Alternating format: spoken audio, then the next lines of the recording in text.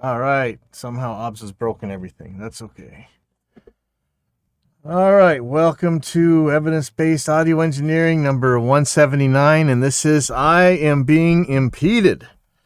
And mostly I'm being impeded because we just don't have the kind of sources we used to have for learning and, places you could actually go to learn about stuff, test things, get like actual science-based subject matter. Wow, this room is ringing like crazy right now. I don't know why. Hold on, sorry. There can't be an electronic problem. Let me just make sure there's no headphones going. Yeah, this room is ringing and ringing hard right now, and I don't know why. I foamed the crap out of it. Anyways, wow. Yeah, sorry. I'm really ringing. Why am I ringing? Okay, let's hope I'm done ringing. So yeah, that's a big problem nowadays. Is where do you turn for information? We've done plenty of shows talking about what Google brings you to. Maybe mostly commercials or just crappy advertisements or clickbait sites. And nowadays, you guys know when you go to look for information, you get these sites where it gives you first they give you a couple paragraphs on why you're even talking about the thing. It's like some school project, Upwork or whatever. It's just clickbait, and it's hard. Even the bike stuff, if I didn't have such a deep ties with the BMX community, I wouldn't know what the hell to buy anymore for bikes and things. And for the dirt jumpers that I'm doing now, I'm not finding any good source of information. And it's the same thing. I'm going through camera hell right now. I'm trying to get better camera stuff going, rather than just these little webcams and things. I gotta, I've been trying to do a lot of top-down technical work on, soldering and whatever. And having a lot of trouble. We still got that 29-minute limit. Okay, listen, Europeans. Actually, it's probably not even your fault. It's you camera manufacturers. I don't care what the European Union camera video guys are doing, that there's some kind of tax on a video camera or whatever. This is America. When you sell it here, we'll pay the tax. I don't care. Just take away that stupid 29-minute limit. Get out of there. I know some of these cameras aren't doing that now, but really, I don't know. I don't know what the hell I'm doing. I'm trying to use these CamLink HDMI inputs and the stuff. Like if you saw last week's show, just complete epic fail. So I've been going through camera hell this week. I'm just using this webcam. It's working. I did a nice video the other day with the camera going straight from the top. I'm probably going to end up using my spare old phone for one of them, and who knows. But anyway, it's hard to find information on these cameras, So it's really, we live in an age when we have tons of information. It's just impossible to get through now. And, we talk about signal to noise ratio, and, my company, we make noise gates, right? Because we're trying to discriminate between the sound we want and the sound we don't want. And somebody's got to cut through the search engine noise, because right now it's just worthless. You just end up with spam. So anyways, first thing here, want to look at Safe Space had a best studio gear. I want to see if there's anything on here that we even care about, right? The 10 best Thunderbolt and USB audio interfaces in 2022. Guaranteed they're going to put Universal Audio on there, and probably not for a good. Yep, Universal Audio Apollo. How would I know it was going to be on there? That's just amazing, huh? Apogee. Well, yeah. Some of these companies have a very long history of actually making stuff that works well. UA and Apogee aren't them. Yeah, I don't know how many abandonwares I've seen by Apogee. Here's RME Babyface Pro. Well, good. So you got a good idea there. Audient just came out with that Evo line. I wonder what that's like. It looked like a really good deal. Focusrite Claret Plus 4P. Are they even making this now? A lot of these companies had to cut lines because of the chip shortage. Yeah, this just looks like an advertisement. I don't know what I'm looking at. That's 10 best microphones under 300 for recording vocals in 2022. I am interested in this. Why are they the 10 best? We asked the Gearspace.com hive mind. So is this come from a poll? 2020. Hey, look at that. Number one mic. Audio Technica 2020. Okay. So maybe I have to take a better look at this stuff because, man, this works awesome. You saw Vern Grainer, who was on this show, the amazing things he does with this mic. Orm Audio 47 Junior, isn't that what I have? I got 2 of these, I think. I haven't really used them much yet. I want to. I bought the black ones from Guitar Center. I don't know what I'm looking at. SC Electronics, SC. Oh, are they still around? These Lewitts, man, they look like 414s. Everybody's loving them. I'd like to try one, actually. I know Tommy got some, too. Antelope. No, I'm not buying anything from Antelope. You're going to sing into that? Try. RE320. T1, man. But that's funny that the 2020's up there. All right, let's. I'm not going to torture you guys too long with this. 10 pieces of gear to improve your podcasting and streaming audio quality. All right. I see a Samson USB mic on there. Really? You're going to use this mic for podcasting? Okay. SM7, of course, they're going to say that. Of course, I got an RE20 right here, so I can't say nothing. Army's Babyface Pro.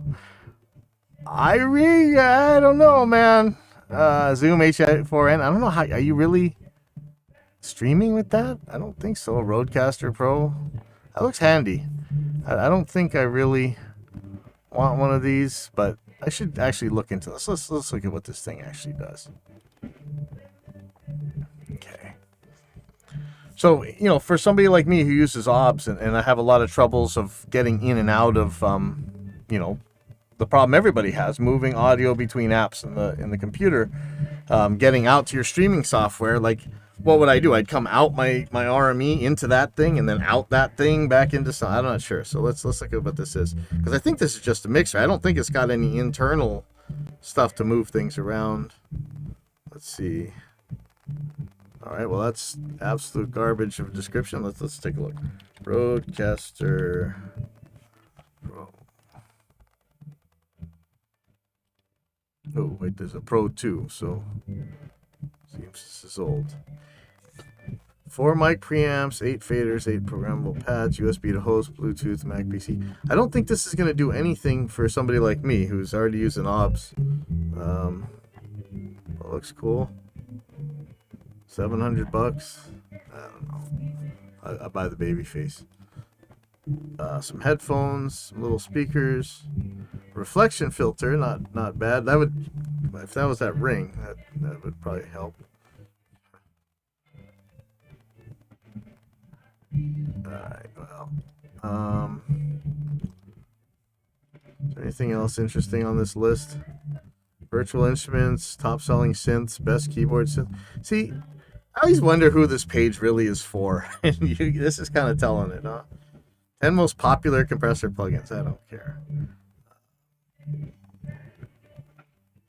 10 of the best audio repair software plugins. This has come a long way lately. Then there's some cheaper ones out right now. Acusonus Era Bundle. I'm not sure what that is. This Acon Digital stuff, I was tripping out that, man, these guys had made some like free plugins that were pretty cool, but they made I tested one of these fixers. Antares, stuff is too sketchy. Cedar Audio is still around. Isotope, of course. RX9, wasn't RX7 before? I guess it's 2 more better now. Soothe, Waves Restoration Bundle. Interesting. Okay. So what else do we got here? I think that was it on this list. 10 most popular DAWs. Do you guys even care? I don't think so. Yeah, this looks like AIM. All right. So here's the new product alert. Let's see if we see anything fun in here. Still talking about the crazy headphone thing from Steven Slate, $500 one, whatever. Mixbus 32C version 8.1. Nice. Native to M1 Apple stuff. Air Windows making a new amp sim. Nice. That's kind of cool.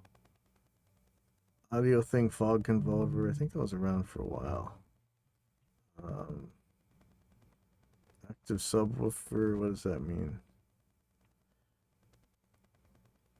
This isn't like, didn't they have like active bass traps for a while? JMP. Oh, see, I saw this. So this has looked interesting. So somebody made the even though wasn't it Scuffham Amps that actually was the developer of the actual JMP one? They got plugins, but these guys made the actual JMP one looking thing. Of course, they changed a little bit. I really wanted JMP one so bad back in the day. It was like a Marshall. It was one of the earliest MIDI preamps, and it was Marshall's one. It was pretty cool. But yeah, I couldn't afford anything like that. I actually, no, you know what? I saved up my money. I was going to buy either this or an MP2. I ended up buying an MP2, and I loved that, but I had to trade it for some wheels. I had a kind of crazy life then. But that's cool that there's a JMP one. We'll see how good it is. Let's give it a test next time. This guy named his software product Vegas Audio. That's, I don't know, dude. That's kind of lame. Wow. I really wouldn't have called it that, but maybe they don't know. I mean, like, okay. So if you weren't around for too long, Vegas was one of the earliest DAWs. It was actually my favorite back in the day, and kind of what Bass Reaper on. So, complete SSL subscription. Neural DSP releases yet another one of these partial plugins. All right, I'm sounding too negative. Let's go on here. So one of the things I want to talk about is speakers. I ordered one of the Celestion FRFR speakers. It was the F12 X200. It's like a 200 watt full range. It's got a tweeter in it, and oh man, that was a funny argument at a forum. The guy insisted there was no tweeter. There's a tweeter in it, okay? And you could put it in your regular guitar amp and or a purpose-built cabinet. And if you look at their cabinet that they meant for you to have, 12x200 cabinet, Celestion spec'd out something. And believe it or not, as much as I know about audio, I don't know much about speakers, really. And so Celestion had this one, and it had a port in it and a closed back. And recently, I think we talked about it on this show. Jim Lill did a video showing what actually made difference to the cabinet sound. I don't think he did ports though, and I never really understood what these ports were for. I heard people tell me that they make an extra octave of bass or whatever. So, and if you look at Celestion's one, take a look. They actually got a PDF that you can build. There's actually a guy on eBay that builds these and sells them, and they look really nice. So, tell you exactly how to build this the speaker cabinet here. And so I might end up porting one of the guitar cabinets or something. I just stuck it in a guitar cabinet, and it's sounding amazing. I'll just absolutely love it. But let's see. Show you. Let me check on. I got a band in right now, making sure everything's cool. Where is? Okay. Sorry. So these guys are showing a port, and like the length of the port seems to matter, the diameter of the port seems to matter. They said port baffle hole diameter to be determined from OD of pipe. So I think they're just saying, it has to be, you got to have the inside diameter a certain size, and then you're gonna have to figure out how much to cut out of the wood, whatever. So it sounds like this is critical, and so I don't understand. So I was looking in Wikipedia. I know, not the best place, right? But when I did the ported thing, it went to bass reflex, and so I'll read you what Wikipedia says. So, bass reflex system, also known as a ported vented box or reflex port, is a type of loudspeaker enclosure that uses a port or vent cut into the cabinet and a section of tubing or pipe affixed to the port. This port enables the sound from the rear side of the diaphragm to increase the efficiency of the system at low frequencies as compared to a typical sealed or closed box loudspeaker or an infinite baffle mounting. Okay, so wait a second. So this means that it's the back of the... oh, you can't see my fingers. What am I doing? It's the back of the enclosure. The speaker comes out the back, and then that... Or actually, sorry. The rearward, so if normally it's kicking this way, okay, that's your forward, and then when it comes back, it's pushing the air that's in that cabinet, I guess, the cabinet volume, and shoving it out that little port, and that is going to add some bass. Is that how it's working? So is the port meant to be the right length to create a phase? Because that seems like you're putting out of phase bass in. Or maybe not. Okay, so let's see. A reflex port is a distinctive feature of this popular enclosure type. The design approach enhances the reproduction of the lowest frequencies generated by the woofer or subwoofer. The port generally consists of one or more tubes or pipe mounts in the front baffle or the rear face of the enclosure, depending on the... okay, so if it was coming out the rear, you wouldn't be worried the same way about the phase. Okay.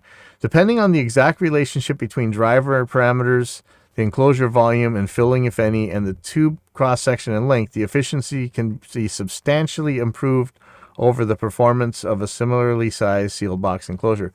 And, I'm wondering if I'm going to get a lot more bass out of my FR if I put in a ported enclosure, but I kind of don't want it. I'm pretty happy with the way it sounds. I stuck it in a Fender Mustang, and I got to tell you, except for the fact that the Mustang volume knob is garbage, although somebody sent me a schematic and I was able to get a little bit better idea.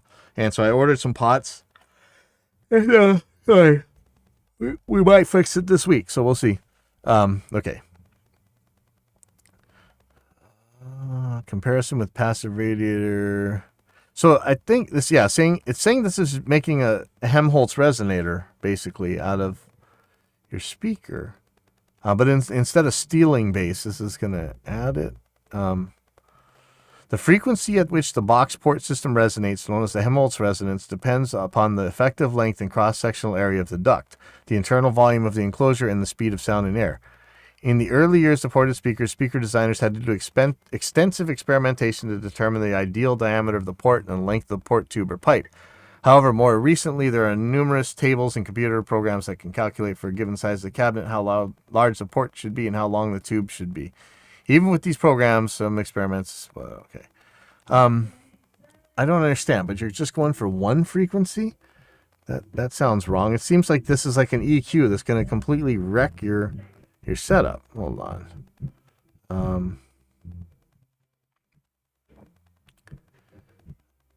If this vent air mass box air springiness resonance is so chosen as to lie lower in frequency than the natural resonance frequency of the bass driver, an interesting phenomenon happens.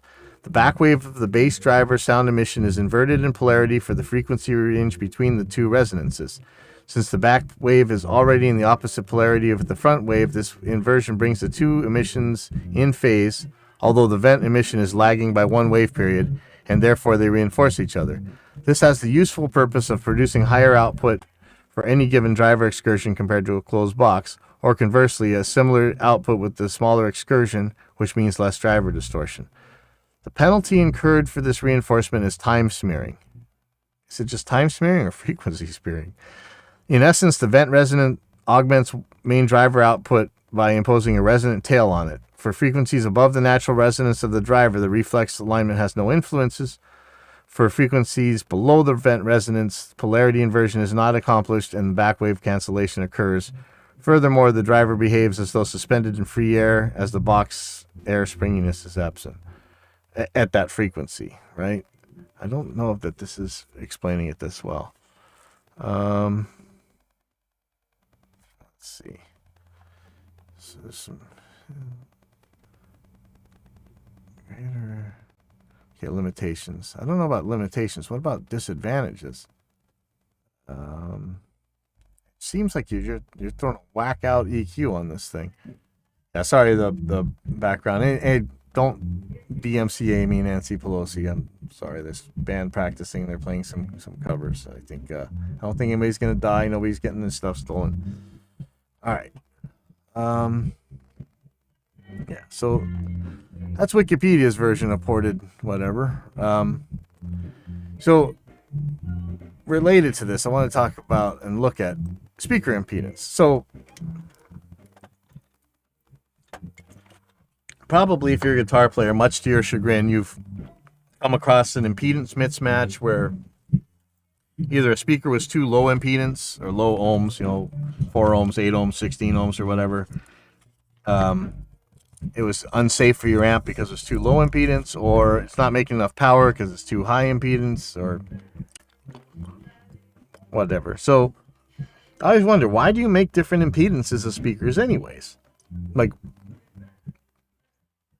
why wouldn't you just make them all 8 ohms or whatever? And so there's a couple of different pages here. I'm gonna look at this Jeff the Gray Geek. He says speaker impedance refers to the load of a speaker places on the amplifier. Uh-oh. Well, that is the effect of speaker impedance. Technically, speaker impedance is the resistance of a speaker offers to the current supplied by an amplifier. Boy, this is not sounding good.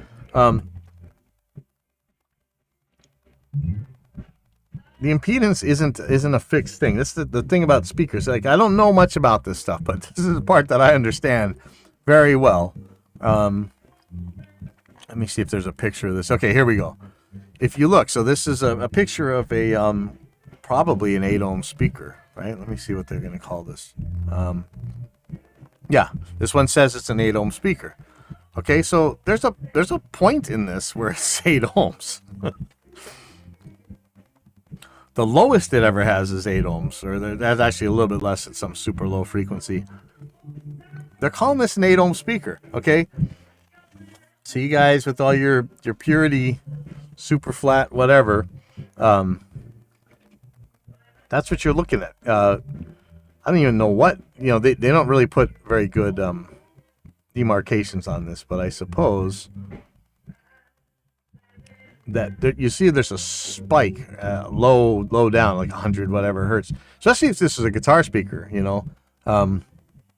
If you look at this, flip it over, and that's the curve if you ever look at a speaker simulator like an Impulse or whatever, look at the curve that it puts out, and it's going to look very similar to this curve upside down, except for this part will probably be flat across the top, because we're not boosting back in under 100 hertz or whatever normally. Sometimes you would. So this is Jensen. I don't know which Jensen this is. This is Jensen that makes guitar speakers? It could be. Builder profiles. Let's see. Okay, well, I think this is Jensen that makes the speakers, but not Jensen that makes the transformers. There's a lot of Jensens out there. Okay, so they say the speaker ohm rating is an indication of the speaker's AC impedance, which varies with the frequency of the input signal. This variation of the speaker's impedance can be seen on the speaker's spec sheet impedance curve. This is why the spec sheet indicates this speaker to have an 8 ohm nominal impedance. And you look at this thing, almost all of it is above 8 ohms, Okay, let's see what they say here. Most of the speakers are available in alternative ohm ratings, usually 4, 8, and 16 ohm versions. This variety allows for more flexibility in matching the overall equivalent impedance of your speakers to the output impedance of the amplifier. It is important that the output impedance of your amplifier matches the overall equivalent input impedance of your speakers for maximum power transfer, so that you do not damage the amplifier. So you can wire them in series or parallel, whatever. But there's not really a very good definition of impedance. Let's look at speaker impedance.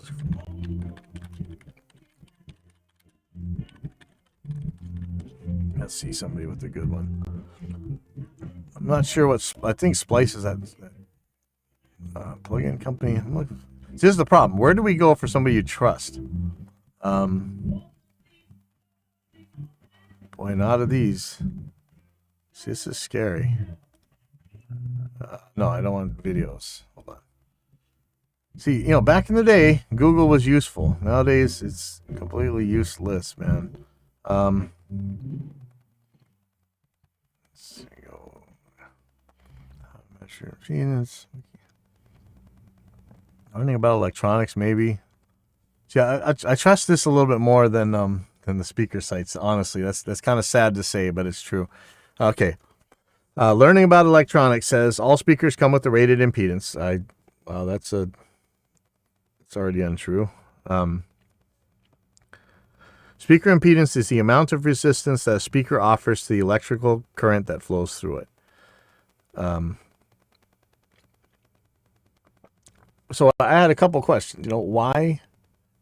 Why do we use different impedances? Why aren't they just all 4 ohms or all 8 ohms or whatever? It'd sure be a lot easier to make the amps than that. And so if you use a speaker with a lower impedance than the amplifier drive, you might overheat the amplifier, and you can short circuit an amplifier. You think about, look at this impedance curve again.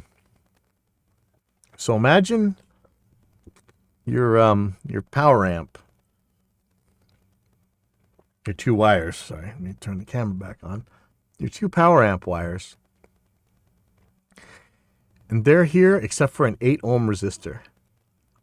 That's not much resistance. 8 ohms is jack diddly, right? And so you better have a hefty one that can dissipate a lot of watts. And now you're talking like 2 ohm resistor or something. You may as well stick them together. Like, that's not much resistance, and it might even go below 2 ohms. Like, look at this 8 ohm one. It seems to go down to a little bit below 8 ohms anyway. So that's how you cook these things. Okay, and then if you put too high of impedance on, it's a voltage divider, right? So you're not getting as much out of the amp as you could. And if you had like a 4x12, you probably wired them in series, parallel, or series or parallel. So here's put them in series. You put the positive to the positive of one speaker, the negative of that speaker to the positive of the next speaker, and you add the 2 resistances together directly, and that's your impedance there. That's, if you remember your electronic theory and stuff. If you put them in parallel, you're basically going to divide them in half, or you're going to divide them by the number of speakers. So if you have, your 2 25-watt speakers, this isn't how I do it actually. You would end up with only 4 ohms, right? Or you use 2 16-ohm speakers, you end up with 8 ohms. And series parallel is how you usually see these 4x12. So if you do it in series parallel and they're all the same impedance, you end up with, at least on a 4x12, you end up with the same impedance as any one speaker, right? So, but why? Why have different impedances? And so, let's see if Jensen has anything to say.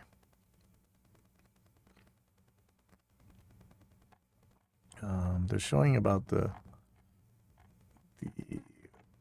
wiring, but what is the sound? They don't seem to say much about, or anything about, why you would have different impedances for sound. Let's see if somebody else has something to say about it.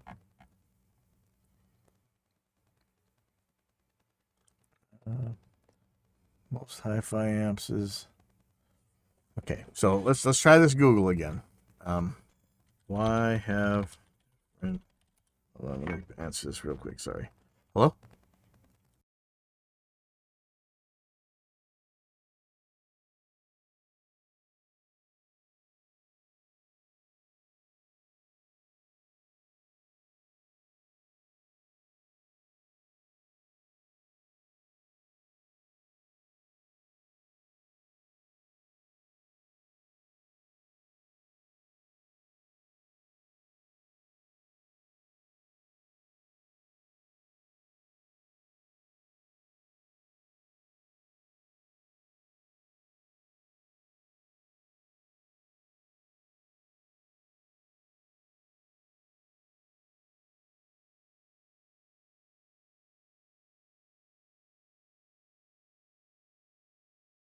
All right, sorry about that.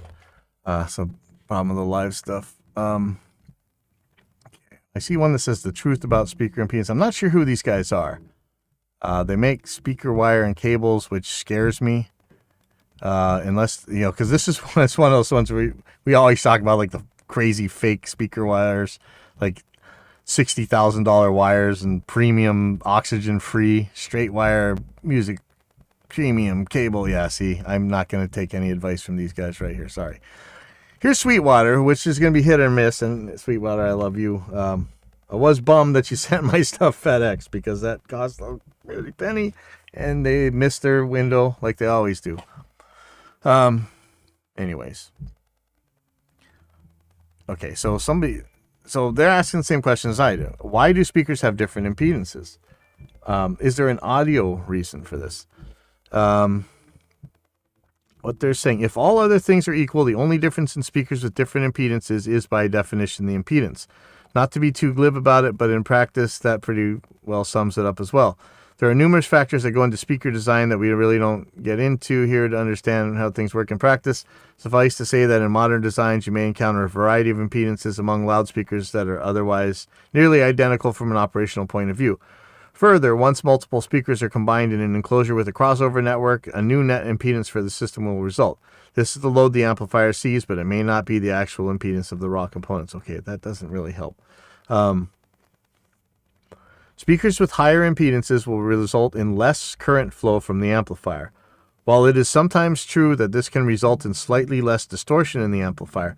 And why is that? Is this like one of those little feedback loops where you can, the higher impedance, it's going to be, keep things from ringing, keep oscillations under control? Why would that be? But that's interesting. It isn't always a major consideration. There are other issues such as damping factor that are also affected by the load, but those are all considerations that often take a back seat. But does damping factor depend on impedance? What you gain by having lower net impedance is more power output from the amplifier. Again, why don't we just have 2 ohm speakers, all of them? You might not find this to be a huge concern in the studio, but in sound reinforcement applications it is quite often the foremost concern. When outfitting a large PA system, you can cut the number of amplifiers you need nearly in half by working with the 4 ohm loads instead of 8 ohm loads. And when you're talking about dozens of amps, that can be a big cost savings. Okay, so we know about the power thing, the maximum. Here, in fact, let's just put this in here. Maximum power transfer theorem. Maximum power transfer theorem explains that to generate maximal external power through a finite internal resistance DC network, the resistance of the given load must be equal to the resistance of the available source. In other words, the resistance of the load must be the same as Thevenin's equivalent resistance, or the resistance of the load must be equivalent to the resistance of the circuit, right? And that's where we'd be. You got an 8 ohm amp, you got an 8 ohm speaker, and you get the most out of it that way. But is that true? Because if you got 4 ohms, you're going to get even more, right? I mean, this is confusing stuff. Okay.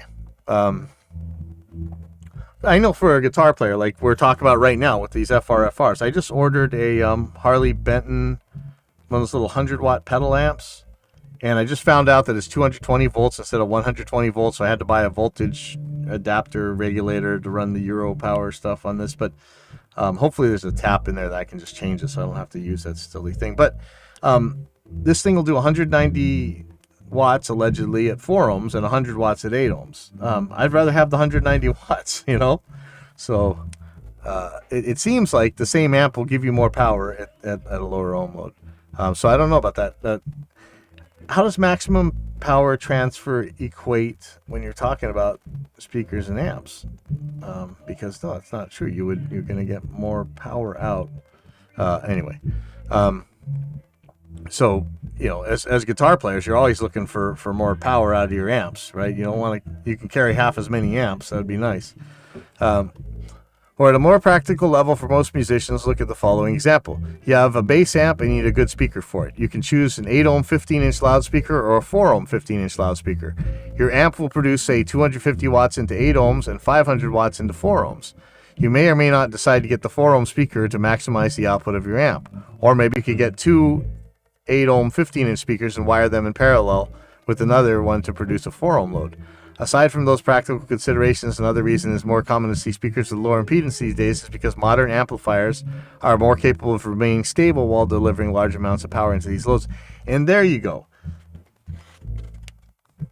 Maybe it's not frequency, maybe it's not any of that stuff. Let's look at impedance versus stability. Let's see, is this oscillation they're talking about?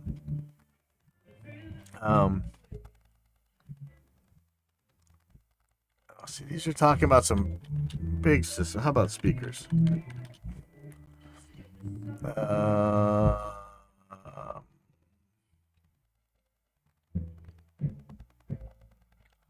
Must include stability. Come on. AV Gadgets. What is AV Gadgets? I'm not sure what this is. They are an Amazon associate. That doesn't mean that they're bad. I tried to be one once. Let's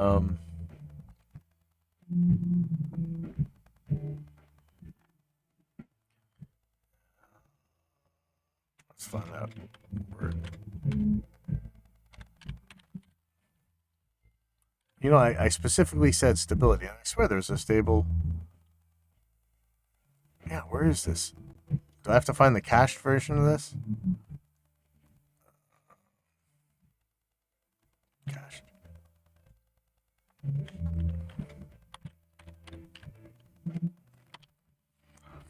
I swear it said the word stability on here.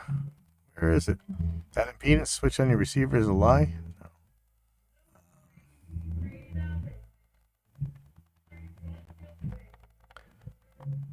So where was... Oh, maybe it's in a comment. No.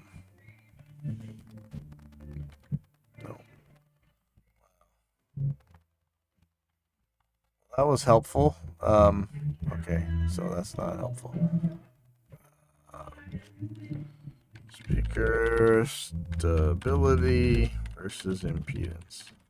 See, we're learning at the same time here. Oh, how enjoyable that is. Speaker impedance versus sensitivity. Bob is the oil guy, okay. This is an automotive electrical. Hey, I'll trust the car electrical guys more than I'll trust one of these guys selling the $90 guitar cable, right? Impedance will vary. Are you talking? Oh, sensitivity, not sensitivity. Stability. Stability. Jeez. See, this is what I'm talking about. Google is pretty much worthless now. Speaker stability. Now, Sound on Sound used to be great. This is a 2013 forum post, so, well, let's see.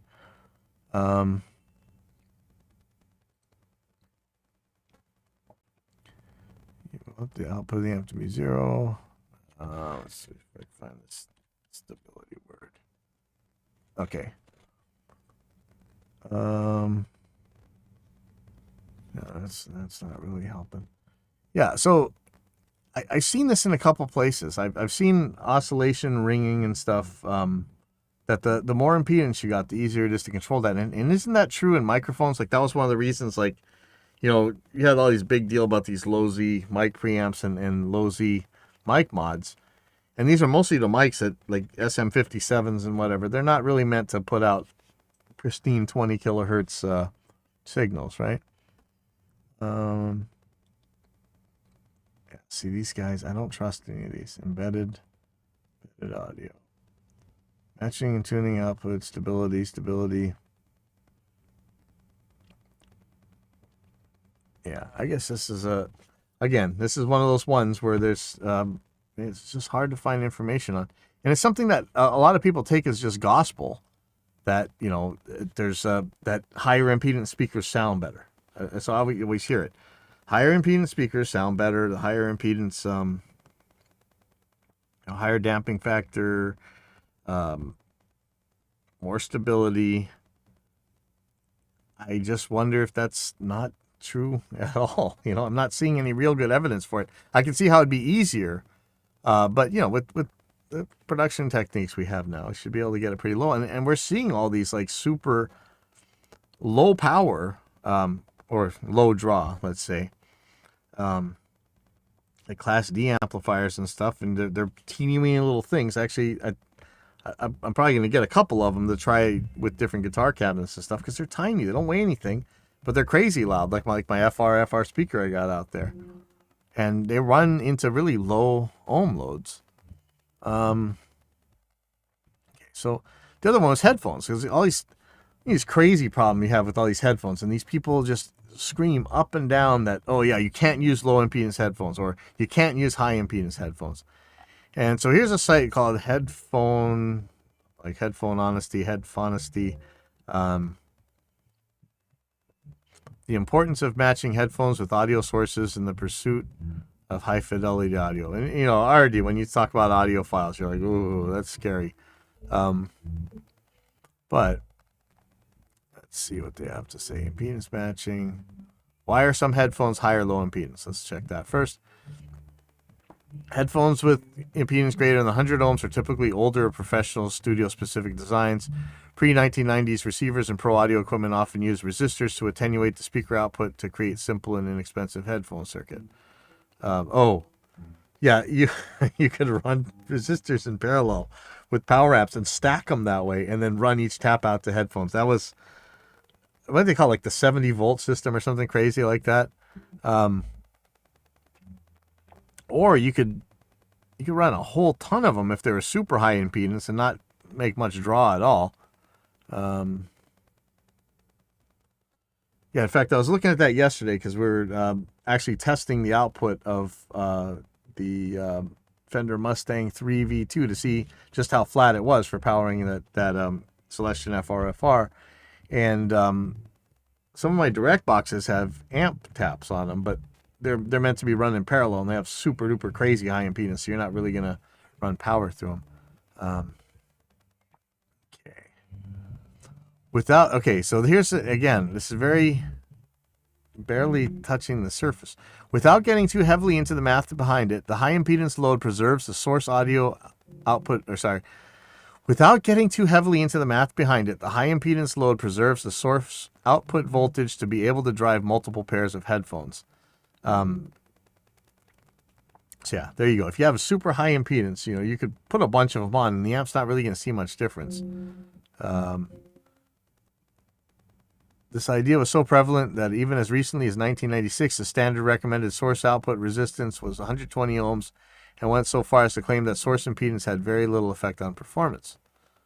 Stereophile said something. I don't know if I trust them. I think Ethan said that was actually a good magazine back in the day. Most modern headphones are designed to appeal to as wide a market as possible, and that means they must play well on mobile devices. The sale of hundreds of millions of battery-powered music players, including the ubiquitous iPod and more recently smartphones, have made the lower impedance around 32 ohms headphones the norm. Why? You're not saying why. Yeah, see, I watch on these, like the Helix forums, or at least the Gear page when they're talking about Helix, which headphones do I use? They all talk about the same headphones, but they're which version, which impedance do I use? A 32, 250, or 600, or, you know, whatever, 3280 or 250. And let's see what it does here. It's a square wave response. Do I care?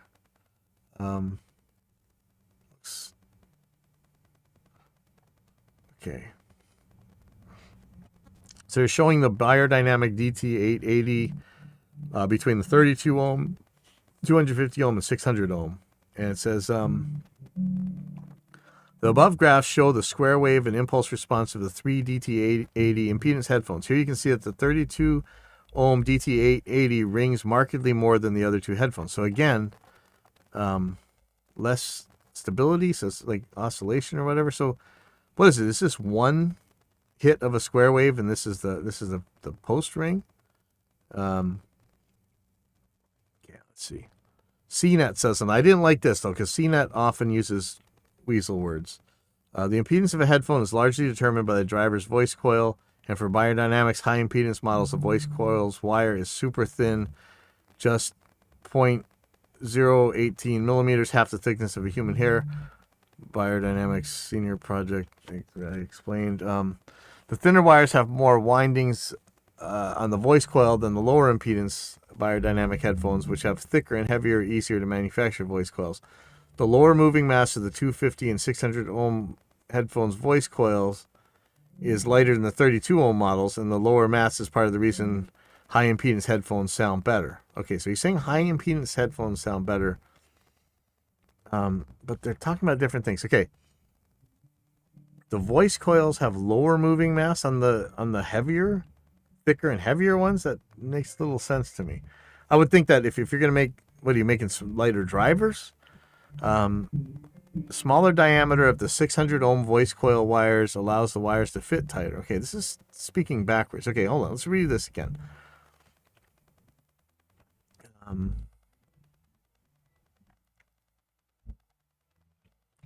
Thinner wires have more windings than the lower impedance headphones. Okay, so yeah, the higher impedance ones have much thinner windings. Okay. The smaller diameter of the 600 ohm voice coil wires allows the wires to fit tighter, so there's less air between the windings, and that makes the electromagnetic field of the voice coil stronger. All of that reduces distortion for the high impedance versions compared with the low impedance headphones. Okay, so why don't we run high impedance headphones for everything? If properly matched to the appropriate amplifier, it is possible to achieve an enhanced quality of sound with high impedance headphones, at least with specific designs like the biodynamic models shown above. Please don't take this to mean that excellent sounding low impedance headphones do not exist. This is just one company's approach. Okay. So they're talking about sensitivity, how sensitivity and impedance impact volume. Sensitivity and impedance are related but not causally linked. Both must be considered when pairing headphones and sources. It is tempting to describe impedance as simply being resistance. Use Ohm's law to calculate voltage equals current times resistance. But Ohm's law is really only applicable to direct current. If impedance was the same as resistance, comparing identical headphones that differ only in impedance would result in the higher impedance headphone always being quieter than the lower impedance one, given the same source voltage. However, it isn't always that simple. I kind of thought it was. Let's see. It's easy to understand that sensitivity and volume are directly related. All else being equal, more sensitive headphones will be louder. Okay,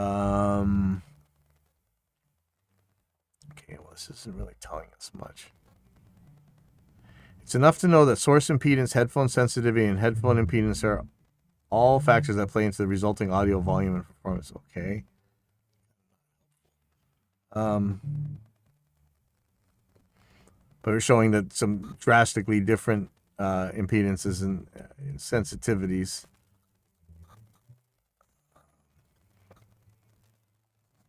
Okay, frequency and impedance. Here we go. So, just like you saw on that speaker chart, there's going to be one peak of this stuff. Driver impedance is not linear with frequency for dynamic headphones. And so there's a peak. It's got more impedance in certain places. And, you got to think that in a guitar speaker, for damn sure, that means that at those certain places, you're not getting much of that frequency. And at other ones, you're getting too much, right? And it looks like that in this guy too. I'm just looking at the impedance curves. Forget the phase curve. So do you make your amplifier take that curve out, or you're sitting with the EQ of that headphone, just like you're sitting with the EQ of a speaker? So that's kind of sketchy. Anyway, so I was looking at Reddit, which probably bad to do, but there's a Reddit headphone thread, and says in the old days it was to allow multiple headphones to be plugged into an amp in the recording studio without having the headphone impedances drop to zero almost instantly. So you had like the super high impedance headphones back then, like we're talking earlier. It also says, I know there are reasons that high impedance coils make it easier to control the driver. And like we heard in the other one, that those thinner wires, you can put more of them closer together, easier to control. Anyway, that's my little journey into impedance. So one thing that gets discussed constantly, and I got taken to task for this for a long time, but there still isn't a DAW bench M1 test as far as I know. There is no Apple M1. You know, everybody talks about this Apple M1 chip is just so much better than the Intel chip, and it just blows it away and all this stuff. And every test I've actually seen, that's not true. It's for most of the part, it can't come close to hanging with the Intels that I've seen so far. But we've got native M1 stuff, and it seems to be running okay. As far as I know, you still use Windows if you want the lowest possible latency, the most plug-in count. And DawBench would be the people that tell me that, and I don't see anything from DawBench on the M1 yet. But they just, well, that's not true. So let me read what DawBench just said.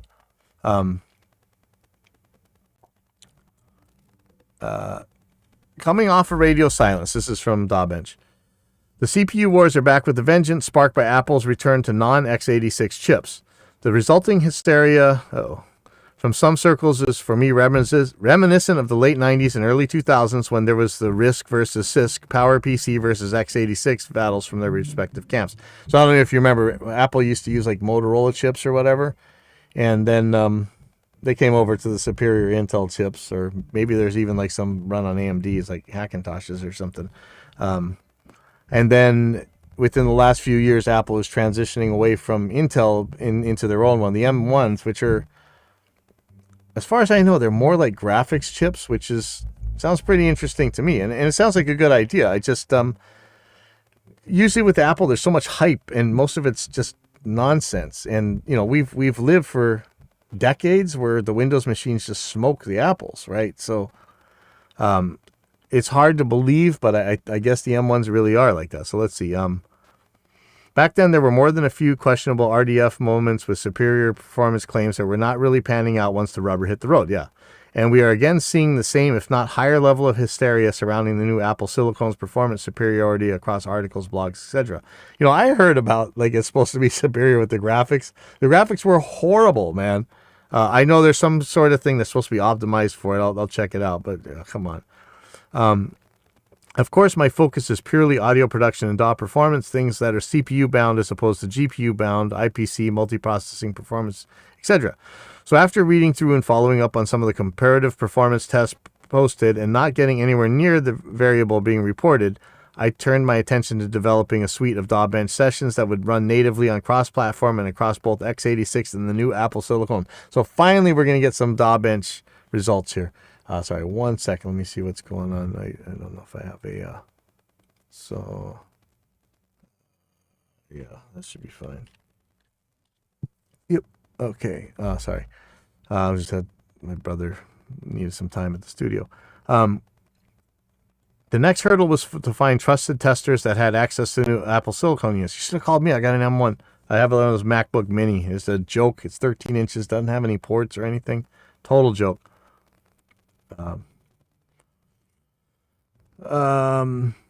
Sans an emotional attachment that we... oh, okay. Yeah, he knows how much I hate apples.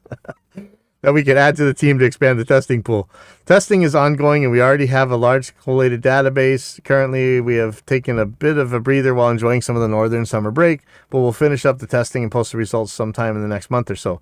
I won't give too much away just yet, but I will say that the results are not in line with some of the hysterical claims being made by some of the other commentators. Intel's 12th generation already has Apple's measure with less cores, and with new chips coming from both AMD and Intel in the next 6 months, including the new HEDT Xeon WS line with the higher core, the gloves are off. Stay tuned. P.S. I have my goggles, gloves, and biosuit on hand in preparation for when I release the reports. Sounds like the Apples probably aren't doing as anywhere near what people are claiming. Let's see some of the comments here. So Samlo, very interested. I've been running an M1 Mac Studio for a while now. I have the suspicions Rosetta is a contributor to while things aren't as blistering fast as they said it would be, as Pro Tools is still not native to M1.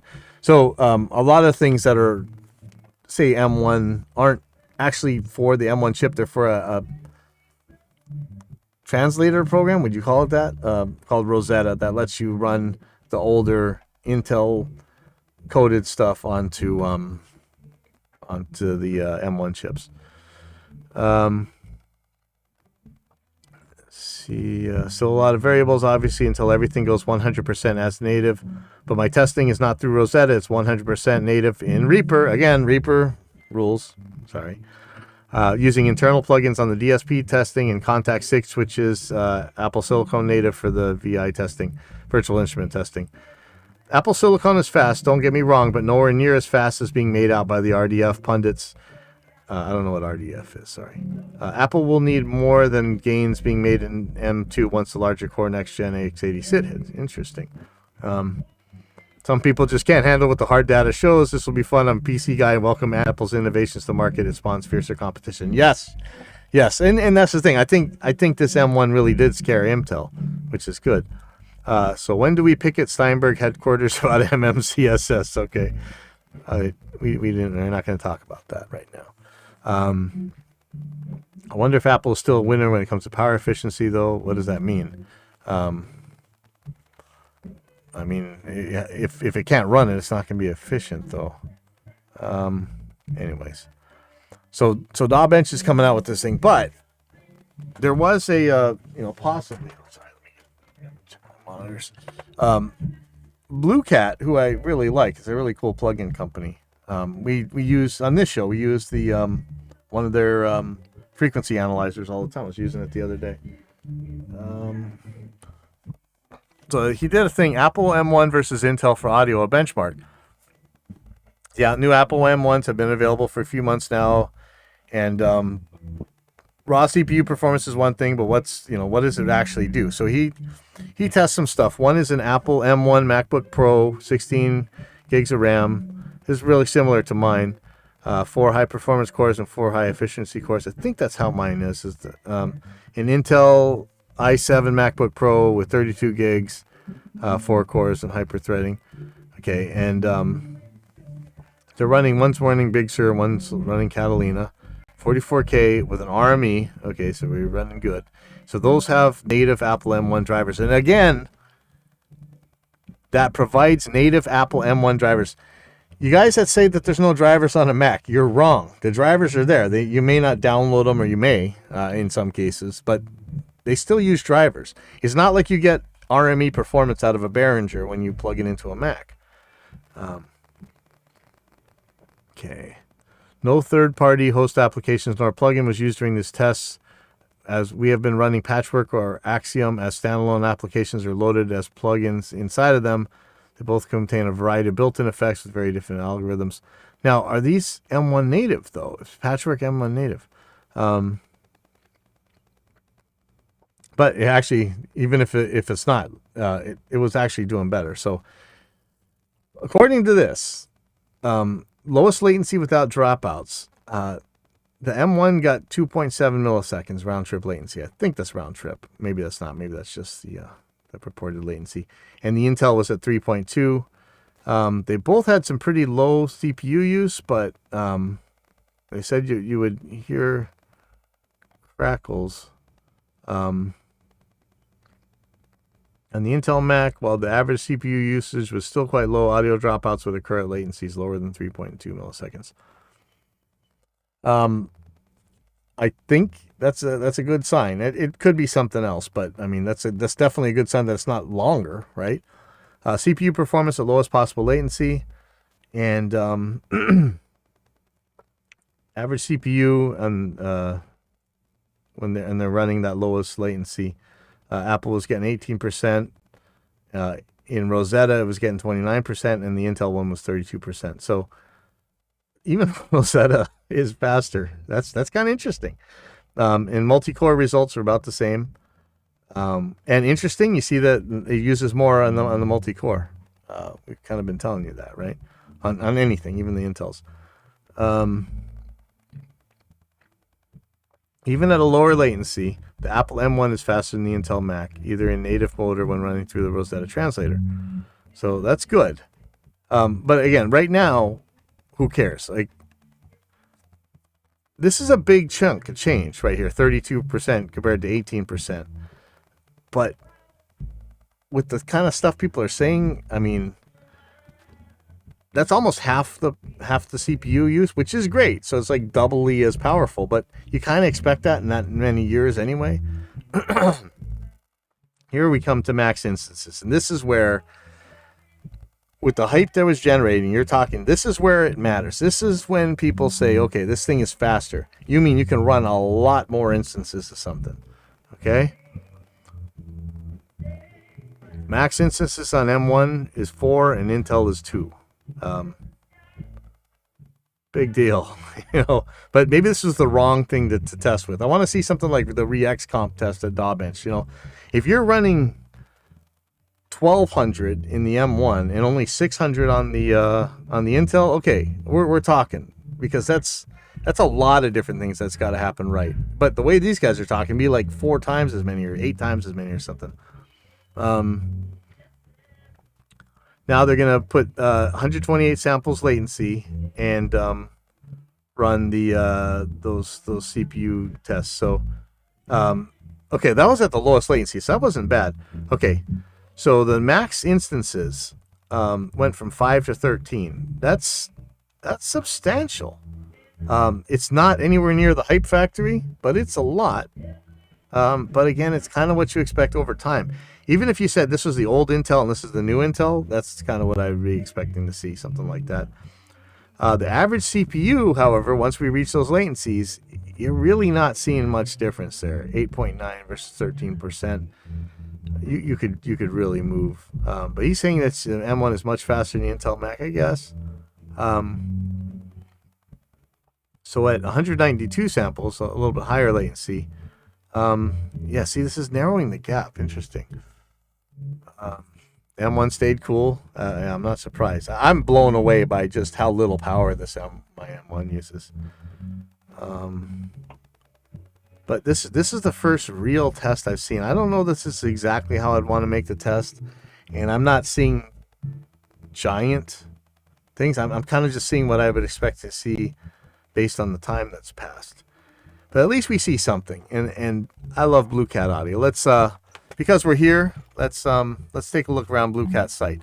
So I like their measurement tools. What's the difference between home and bluecataudio.com? Let's see. That's their blog. Let's go to. So they make some really innovative stuff. I don't know what this remote control thing is, but where is it? They make some really cool. Where's it? Plugins, all software. I want to see the analysis. Yeah, here you go. Audio analysis. Yeah, frequency analysis, and then frequency analysis multi. Those are handy. They're almost like oscilloscopes, or they're good RTAs. Freak Analyst Pro has like a 3D waterfall thing, which is really cool. Oscilloscope multi. I wasn't really able to get that to do really much of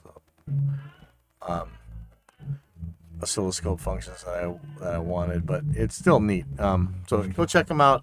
I got a lot of camera stuff to figure out and a lot of audio work to do this week.